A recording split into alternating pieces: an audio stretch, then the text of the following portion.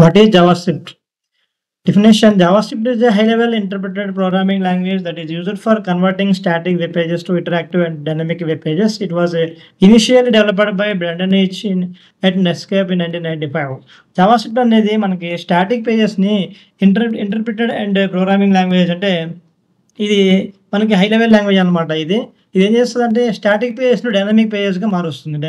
Static వెబ్సైట్స్ని dynamic వెబ్సైట్స్గా మారుస్తుంది అనమాట. Interactive అంటే మనకి కమ్యూనికేట్ అవ్వడం అనమాట. బ్రౌజర్ నుంచి బ్రౌజర్కి యూజర్కి మధ్య కమ్యూనికేషన్ ఉండాలి. యూజర్ అనేవాడు బ్రౌజర్తో ఇంటరాక్ట్ అవ్వాలన్నమాట. అలాంటి డైనమిక్ పేజెస్ని ఇది జావాస్క్రిప్ట్ తయారు చేస్తుంది అనమాట. దీనిని 1995లో బ్రెండన్ ఈచ్ అని చెప్పేసి నెట్స్కేప్లో ఒక ప్లేయర్ అనమాట. తను దీనిని కనిపెట్టడం జరిగిందనమాట. It allows developers to create responsive user interfaces, handle events,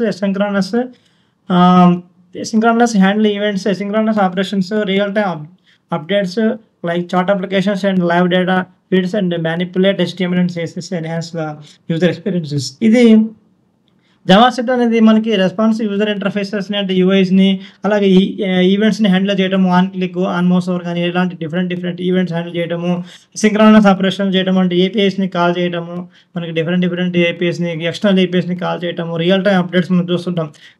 cricket match జరుగుతున్నప్పుడు మనకి లైవ్ అప్డేట్స్ అనేవి వస్తూ ఉంటాయి, స్కోర్ అనేది చేంజ్ అవుతుంటుంది. అలాంటి రియల్ టైం అప్డేట్స్ చేయడము, అలాగే చార్ట్ అప్లికేషన్ తయారు చేయడం కానివ్వండి, అలాగే డేటా ఫీడ్స్, లైవ్ న్యూస్ మనం చూస్తుంటాం, లైవ్ న్యూస్ అలాంటివి కానివ్వండి.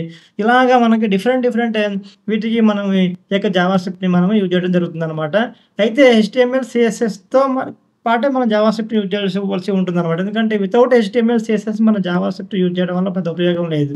ఎందుకంటే మెయిన్ మనకి స్ట్రక్చర్ అనేది HTML, స్టైల్ అనేది CSS. ఈ రెండు ఉంటేనే మనకి ఈ రెండింటిని కలిపి మనం జావాస్క్రిప్ట్ని యూజ్ చేస్తేనే మనకి చాలా యూజ్ఫుల్గా ఉంటుంది అనమాట. చూడడానికి కూడా అప్లికేషన్స్ కూడా మనకి చాలా నీట్గా ఉండటం జరుగుతుంది అనమాట. ఇది కీ ఫీచర్స్ ఏమన్నాయి జావాస్క్రిప్ట్ చూసినట్టయితే, ఇది క్లయింట్ సైడ్ స్క్రిప్టింగ్, ఎందుకంటే బ్రౌజర్లో రన్ అవుతుంది కాబట్టి. ఈవెంట్ హ్యాండ్లింగ్ చేస్తుంది. క్రాస్ ప్లాట్ఫామ్ కంపాటబిలిటీ అంటే మనకి ప్రతి ఓఎస్ ఆపరేటింగ్ సిస్టమ్స్ ఉన్నాయి. ఇప్పుడు విండోస్ ఉంది, లైనక్స్ ఉంది, ఏదైనా సరే మనకి ఇది సపోర్ట్ చేస్తుంది. లైట్ వెయిట్ ఉంటుంది, ఫాస్ట్ ఉంటుంది. అండ్ ఈకో సిస్టమ్ కూడా దీనికి చాలా పెద్ద ఈకో సిస్టమ్ అనేది మనకి ఉందన్నమాట.